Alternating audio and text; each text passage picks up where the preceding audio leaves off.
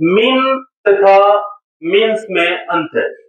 Mean MEAN mean, और दूसरा word है MEANS। उसी मीन में जब S लगा देते हैं तो मीन्स हो जाता है। अब हमें देखना है कि मीन और मीन्स इन दोनों में अंतर क्या है, इन दोनों का प्रयोग हम कहाँ करते हैं।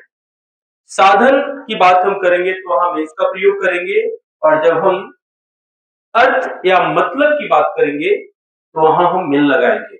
मीन का दूसरा भी मीनिंग होता है अधम या पापी या नीच। तो इस तरह से मीन और मीन्स में अंतर समझ में आ गई। एक बार फिर से समझो, मीन का मतलब पापी या अधम होता है, जिसे नीच भी बोल सकते हैं आप।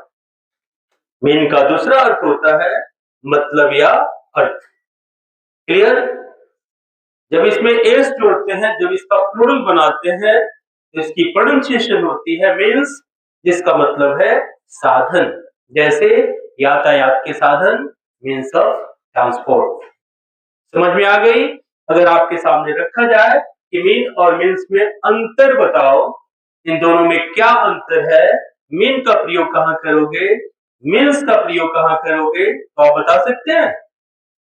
मीन का मतलब